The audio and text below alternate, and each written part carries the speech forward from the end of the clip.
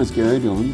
I was Executive Director of Intertribal Council of Michigan from December 1976 to April 1984. For me personally, I did a great deal of growing, and both professionally and personally, and so it was a really positive experience. That is not to say that it wasn't a very challenging position, because it truly was. In January of 1977, Jimmy Carter became president, and that ushered in about a 4-year period of growth for agencies such as Intertribal Council, and we had a great number of new programming, and a time when the money and the contracts and the grants expanded greatly, and so we had to do a lot of hiring. It hit the fan, though, in 1980, when Ronald Reagan was elected president. The funding for the programs such as Intertribal Councils, many programs, were greatly reduced, if not eliminated. But we made it through, and I have to give the board of directors a great deal of credit during that process, because it couldn't have been easy for them to represent their home reservation. There were 4 tribes in Intertribal Council during that period: Bay Mills Indian Community, the Keweenaw Indian Community, Hannahville Indian Community, and the Saginaw Chippewa Indian Tribe. And it wasn't real easy to be representing their home situation and also working with the organization of the 4 tribal units.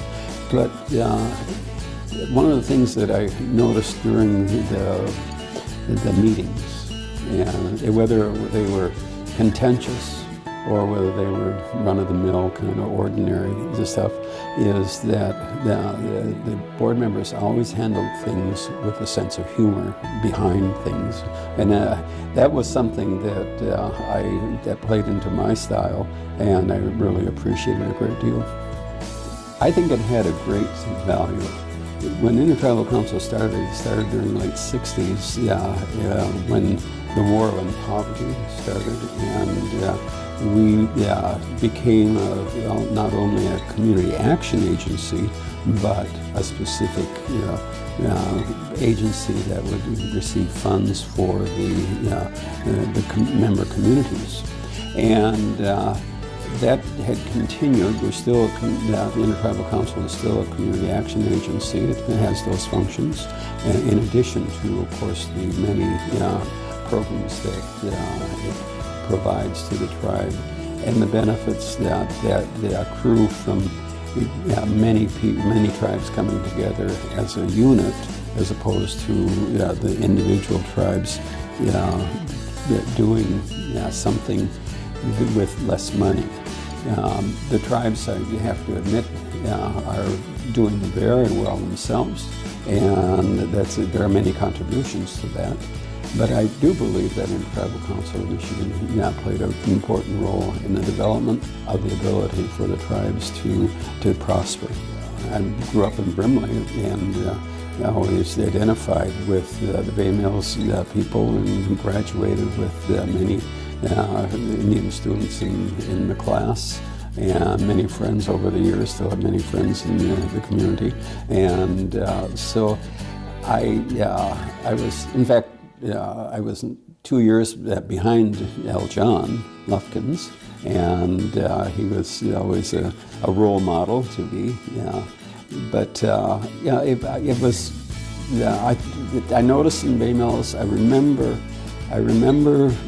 the very poor housing and the very limited opportunities for tribal members to work in the area at the tribal level, or even in the community. I remember a lot of people graduating and moving downstate, and it was gratifying to see the migration back, which I can call the migration, because there are a great number of people, a lot more people in Bay Mills now than there were when I was growing up and graduating from school in the 60s and worked for the agency in the 70s and 80s. And I think from my experience in observing the tribal staff and also the Intertribal Council staff, we had a lot of people in the 70s and 80s who were non-tribal, as I was, and who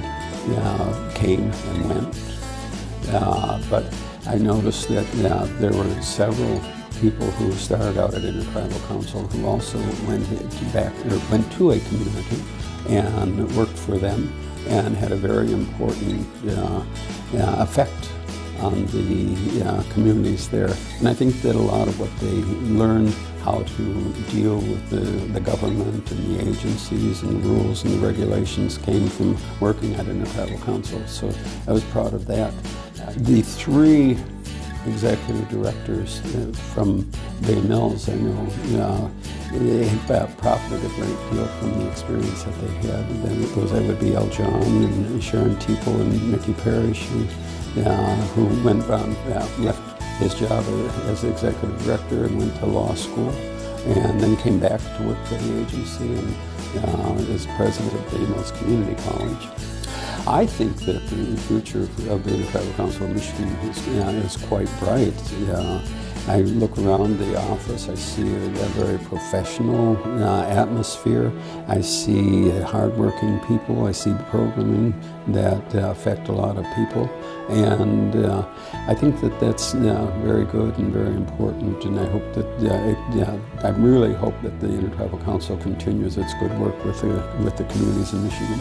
In reflection on the time and getting hired, it was John Lufkins who hired me. He was during his tenure the first tenure as executive director, and it was a time when I really needed employment, and it worked out very well for me. It was very good, and so I really thank John. But I think that the experiences the experiences that I had with working with the four tribal chairmen, it was very important for me to be able to incorporate their judgment and their wisdom into the decisions that I would have to make on behalf of the agency and behalf of the people we serve.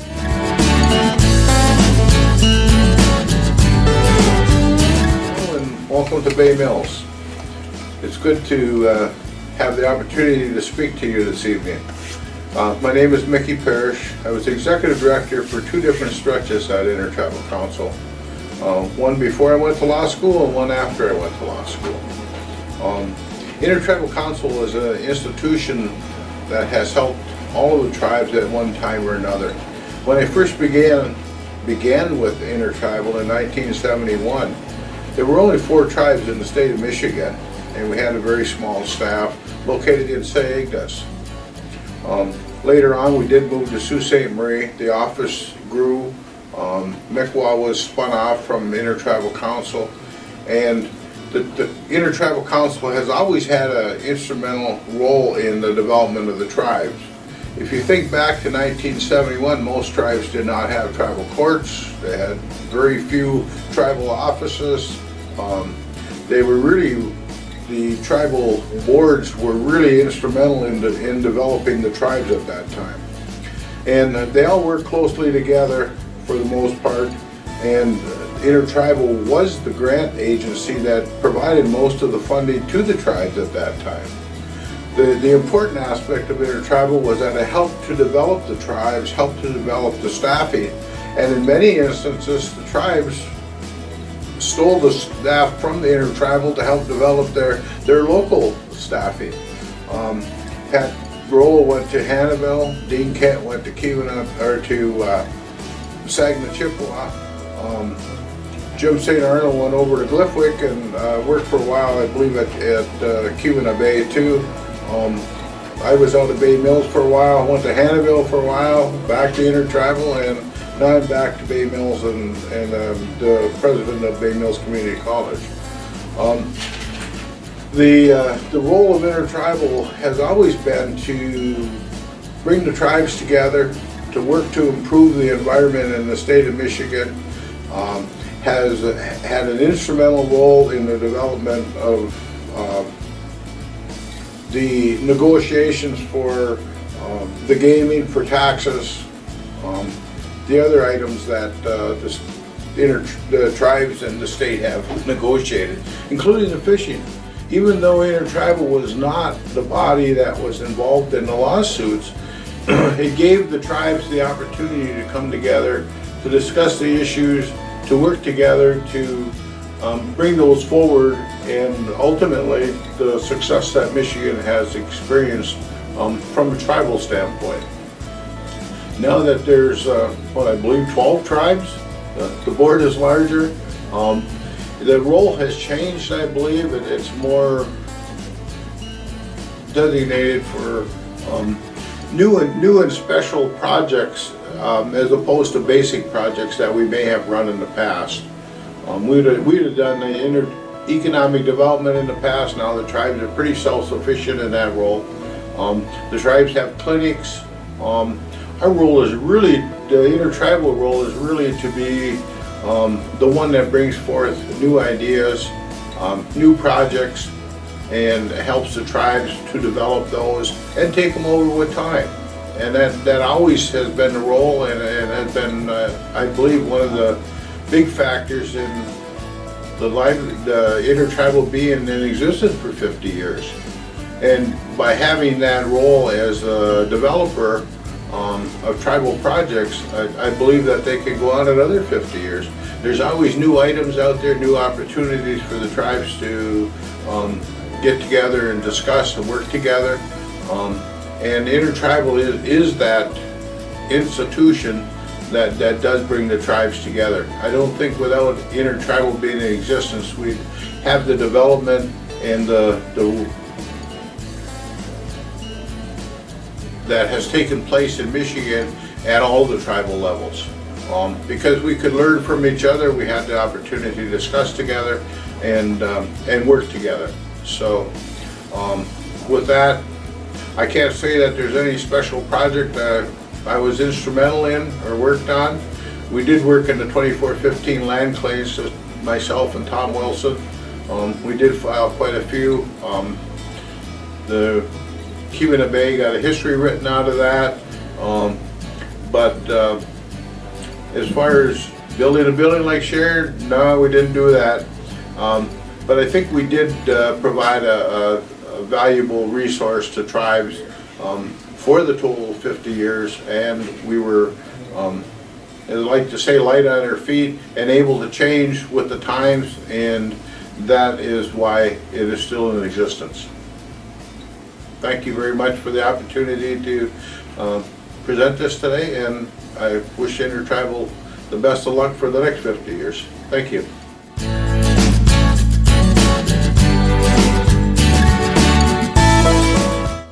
Step on this remarkable and milestone accomplishment. It absolutely is a time for celebration. I started with ITC in 1984 as a child welfare worker, and during those years I had the opportunity to serve under Mickey Parish and Sharon Teeple. For their kindness when I needed it, their guidance and their friendship, and for all that they taught me as a naive Indian girl trying to get along, I just want to say thank you, and I honor you, and I appreciate all that you taught me during those years that I served under you. It was indeed a privilege. It's been 17 years now since I was executive director, and some of the highlights that stand out for me from an infrastructure standpoint, there were a lot of changes. We were increasing staff. There were a lot of changes in employment law, and there was an evolving need for an HR staff position. The executive director position essentially was, did it all before me, and so with the support of the ITC board, we were able to post and hire an HR manager. And that person was Wendy Bello. Within the first 2 weeks of her being on the job, she was a godsend, and I remember thinking to myself, praise Jesus. And I was really happy and that she was on board, and the expertise that she brought to ITC during those 6 years was immeasurable. Really appreciated that. And I'm sure staff now continue to do that because I see Wendy is still there. So it gives me a chance to say thank you, Wendy, for sharing your knowledge and skills, and privilege to work with you as well. Another highlight was, this was a real fun one, was the logo. If you remember, ITC's original logo was an Anishinaabe man sitting cross-legged, and what happened was Nina McFadden, as a graduate student with Michigan State, had completed a study on Native American mascots in universities, and really began a discussion and dialogue around what that meant, the impacts of mascots on tribes and tribal people. And the Michigan Commission on Indian Affairs took that report and began further dialogue statewide with it. I can't help but believe that may have even been a precipitator of some national dialogue around mascots. But nonetheless, with the board approved, so that evolved some discussions among staff internally, like what about our logo? We're taking a look at it. And so with board approval, we sought Native applicants' submissions for a logo, ITC logo. And I see that still remains to this day. It's a beautiful, I thought, well, it was voted on, so it was by chairs and whatnot. So it was a beautiful portrayal of the Three Fires people.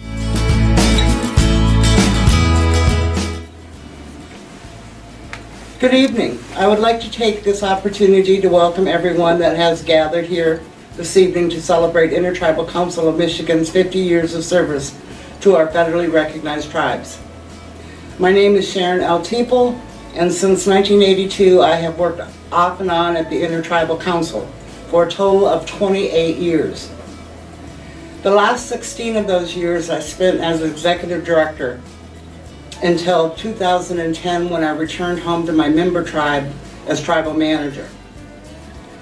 When I think of the years at the Intertribal Council and my time there, it was much more than an employment opportunity.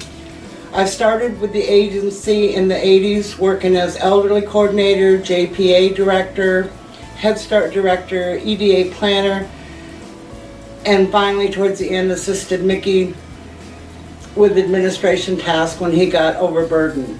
I truly believe that's how I ended up being the executive director.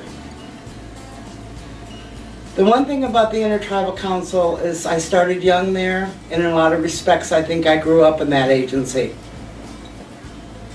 It was a good choice for me.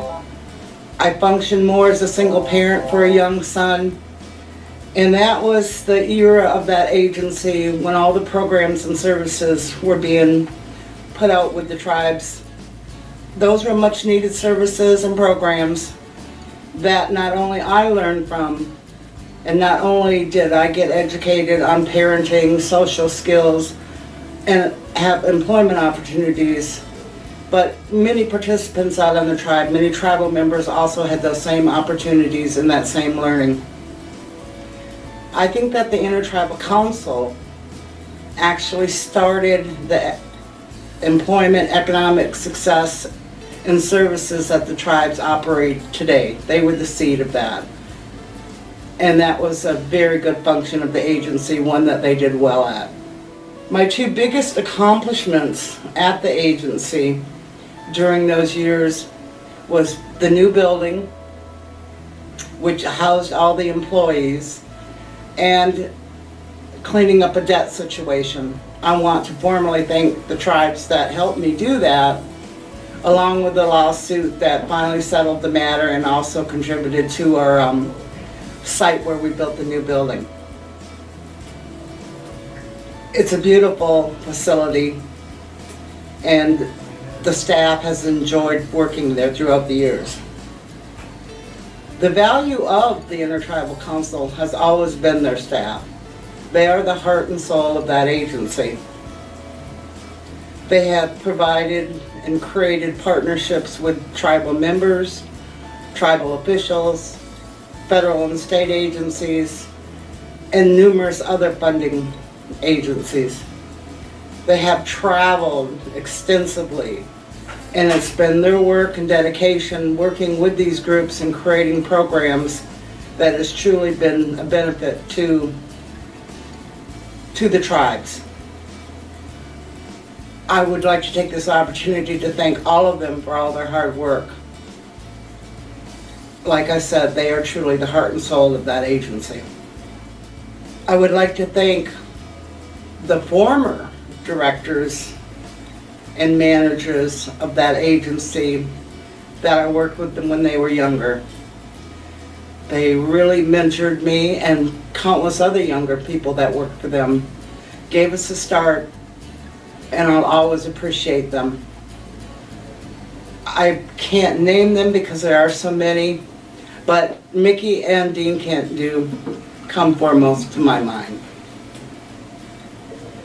With that, I would like to just state that I hope the staff continues the challenge of creating new programs and new services as the tribes need, and that Intertribal Council enjoys another 50 years. Thank you. My name is Earl John Lufkins, and I'm the current Executive Director of the Intertribal Council. I'm currently serving my second term as Director, Executive Director. My first term was in 1973 through 75, when we had just 4 tribes. You know, Intertribal back then was just a small organization that was developed to provide services to the natives on the 4 reservations. You know, during my first tenure, I increased the funding, small amount of funding we had, from a few $100,000 to a little over $1 million, a couple million of dollars. During that first tenure, I also helped create the Office of Bureau of Indian Affairs here in Michigan, because that was one of the goals that the chairman at the time set, was to bring, you know, federal services closer to home. Back then they had to travel to Ashland, Wisconsin to get services. So that was a kind of a milestone really in my career in Indian Affairs, was having the ability to help create a federal office here in Michigan. And it came about in a kind of a haphazard sort of way, because the commissioner at the time was a gentleman called Maury Thompson. And I would hound dog him all over the country, even to the point down in the bathroom in Mexico at a bullfight, remind him that we needed a Bureau of Indian Affairs in Michigan. Well, as it turned out, if you'll recall, that was when Richard Nixon was starting his second term as United States President. And lo and behold, he kind of resigned his office, and a fellow by the name of Jerry Ford from Grand Rapids became president. And I saw my opportunity to take and request a favor from a hometown boy, so to speak, and sent him a letter, and within a matter of months we had an agency established in Michigan. During my second venue here, or recycling, or whatever you might want to call it, Intertribal had grown from the 4 tribes to the current 12 that we have on the board and provide services to right now. And when I took over, we only had 11 of the 12 on board. One tribe had resigned previously. Well, I made it a goal to get that tribe back into our board, even though we were providing them services. They didn't have a say in the overall direction of Intertribal or what we did. So after maybe 3 or 4 trips down talking to their council, they finally agreed to come back on board and rejoined us, I think this spring, wasn't it? Spring of 2018. And so we have a full complement again. So, and that's important because, you know, when you have an organization like the Intertribal Council of Michigan, the very name itself connotates the idea that we work for and represent all 12 tribes. And of course we weren't at the time, we do now. So when we seek funding, we seek it for all, not just the 11 who want to participate. You know, we've had some growing pains, and you know, we've had a lot of people come and go through these particular doors. But by and far, if you look at what we've got on staff now, the longevity of employees here speaks well to the organization itself. The health benefits, the camaraderie, and the love of doing the work of providing and helping tribes and the various social programs we operate is a rewarding experience for them. You know, like our accountant has been here over 25 years. You know, that's a long time, and many of them have over 10 years. These type of organizations normally do not have the longevity of employees because we're grant funded. Grant runs out, employee doesn't have a job. So, you know, each program director and staff rewrite their grants for refunding because basically it's their job security. So, you know, if the money doesn't continue to come, the job ceases to exist. Intertribal is one of those organizations where we are the fiduciary for government programs that come through our doors. And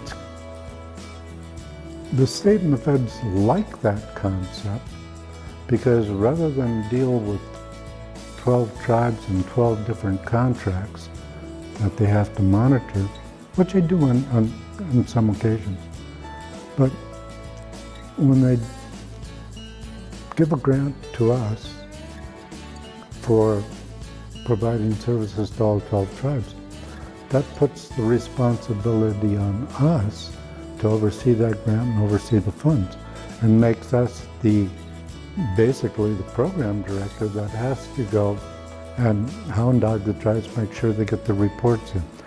We're doing the work of the feds or the state where, you know,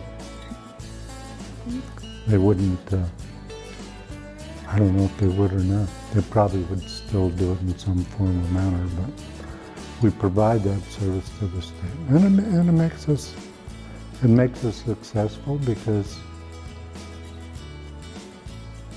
this money wouldn't come to the tribes otherwise, I'm sure. You know, Intertribal has had tumultuous times over the past 50 years where some of the tribes were like, let's get rid of it, it's a burden, it's not, we should be doing this. Well, through it all, 50 years, we're still here doing the same things we've always done, and that's provide service to the people at the tribal level that need it. Every positive impact that Intertribal has had on tribal entities, tribal governments, or tribes, is the ability to bring funds in to help the tribes provide a service to the members. We don't make any big impact per se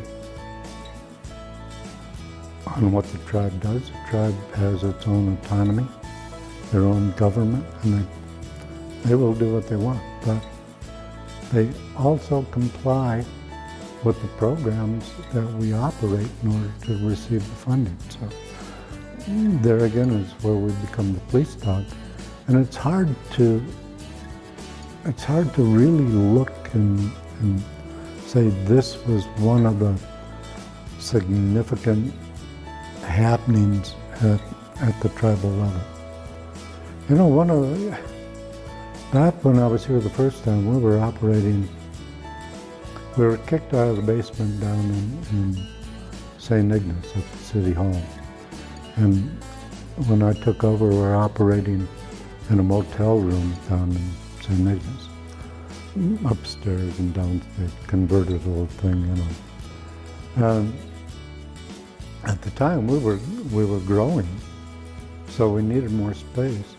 And so I moved the agency from down there to 405 East Easterday, where it served as the headquarters for Intertribal for quite a while. And then when Sharon became executive director, her second stint, they start working on this particular building we're in now, and incurred $1 million debt through USDA, which was kind of unheard of for a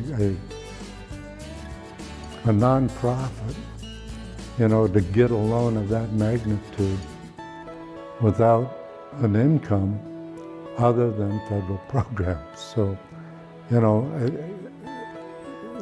that was quite a significant accomplishment there. I don't know whether or not the tribes realize, they own this building. It's not Intertribal per se, it belongs to all the tribes. With the employees here at Intertribal Council that have that longevity of being here 10 or more years, there are people at the tribal level that are in that same venue, that, doing the work, the actual physical work at the tribal level, and providing that continuity, have developed careers in providing that service. So as long as we're successful here in providing, funds to tribes, tribal staff will also have the same security in knowing that their work will continue on. Now, you look at early Head Start, or really Healthy Start, early Healthy Start, and Healthy Start. If you look at the fact that we follow these little kids from birth, even though when they're pregnant, when the mothers are pregnant, we have Healthy Start nurses that follow them through birth and up to 3 years of age. Well, that ensures that these children are going to grow up healthy, have the food, the vitamins, the nutrition, the health care that they need to, grow up healthy. And from that venue, we send them then over to Head Start, an early Head Start, where they go in and have an early opportunity to take and learn their ABCs, learn languages, learn manners, and etc. And from there, then they go to school. you know. And then we bring them home, and we have Boys and Girls Club for them to go to, receive tutoring, have special interests, keeps them away from drugs, etc. And we have them all the way up until they're 12 years old. But you know, so you go through and you look all the way through development from birth to death. We are somehow involved in the transition from one stage of life to the next, right up to where we have the elderly feeding program where, you know, they can receive at least one hot, nutritious meal a day when they're old. You know, each director, when they come in and take over as a director, has their own special management style and their own problems and crises that they have to try and solve, resolve, or to ensure that their foresight, along with the board of directors, for the growth of intertribal is followed. And so Mickey, I think Mickey took over when I left and went to the BIA, had a problem with growth. You know, you need to grow, continue to grow, and staff leave and whatever. So it's an ongoing battle to make sure that what you have in the way of staff complement each other, work well together, and share the same view about providing service to tribal members as you do. If it wasn't for the tribal members on the reservations, we would not have a job here at Intertribal. We worked for them, and each of the directors did that in their own way of management. I like to surround myself with people that are self-starters, need minimal supervision. As long as we here at Intertribal are doing what we were created to do, and that is provide services to the tribes, the future is endless.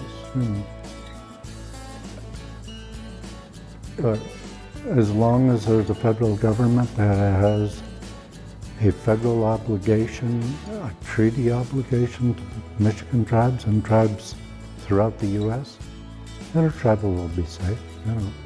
Those tribes are not going to go away. They're going to need services, and we, as a single entity, a nonprofit, that can provide those services a little bit easier than the federal government can, we'll be here. I left a good job with the state of Michigan to come work with Intertribal because I saw the opportunity to provide services to Michigan tribes that I never had growing up on a reservation. I never knew that there was a program within the Bureau of Indian Affairs that would send you to a school and get a college education. I had no idea that existed. So knowing that, when I was employment counselor with the state of Michigan and working with the 12 counties in Northwest Michigan, I'm helping a lot of people down there go to school, do things and get them jobs that are life-changing. And I thought, wow, I'm just doing that there wasn't even a federal tribe in that area. So I thought, wow, I can do that also for the tribes. So that's when I became director of Intertribal. Watching over the years, you know, it's a lot of years, looking back on it. Watching a lot of kids, I see grow up, go to school, become doctors, lawyers, and become, you know, nurses. You know, it's just amazing to where education has brought to the Native communities an awareness of a world around them that they didn't have back in the day. You know, me growing up on Bay Mills, you know, coming to Sault Ste. Marie was like, oh my God, I didn't, you know, had no idea there was this great big city that had lights at dark, not just kerosene lanterns, you know. And believe it or not, Hannibal, over west of Escanaba and Harris, Wilson area, they didn't have electricity on their reservation yet. And this is like in the early 70s. Their dropout rate was like 100%. Nobody got through the school system. So we got electricity established down here. We worked to get their own school through the state of Michigan and the federal government to where they were educating their own kids. They were getting them through high school and getting them through college. And they've come back to have one of the most outstanding communities in the state right now. I mean, it's wonderful. So you look at those kinds of things and see where we've come from back in those days to where we are now. You know, it's different of night and day. My name is Aaron Payman. I'm the chairperson for the Sault Ste. Marie Tribe of Chippewa Indians and currently serve as the chair of Intertribal Council of Michigan. Well, I love the work that we have and we do with Intertribal Council. I've done some specific things through different subcontracts myself. I've done the environmental scan for a Kellogg grant for pre-birth through age 3, coordinated the Kinship Care Conference that we had several years ago. I thoroughly enjoyed my work with the Anishinaabe Future Leaders Program. I coordinated that for several years and did outreach for Intertribal with our Native youth across the state. So my role has been to bring resources back out to tribal communities and obviously to benefit also from Intertribal Council. So I worked with the Anishinaabe Future Leaders Program at a time when I was not chairman, and then I became chairman. And so the resources that I had as chair didn't necessitate for me to actually do a subcontract anymore. But I absolutely loved the work that I was doing with it. And it's hard work because you have to go out to camp and you're with 30 young people and chaperones for a week, and you don't get to sleep almost the whole time. And so I would say the most enriching experience would have been that. But also the outreach that ITC did with the Michigan Indian Tuition Waiver when the state defunded the Michigan Commission on Indian Affairs and we needed someone to administer the waiver long before it went to civil rights. ITC stepped in for several years and took that over. And I've benefited for the waiver over the years, so I'm grateful for that. I would say if I had to pick the most important thing that ITC has done other than bring resources directly to tribal communities and to individual Indians would be the capacity building that ITC represents. So with different grants through ITC, there's a training component, there's implementation components, and through all of that, ITC has been invaluable to reach out to tribal communities and help them to build capacity so that they can do some of those things on their own.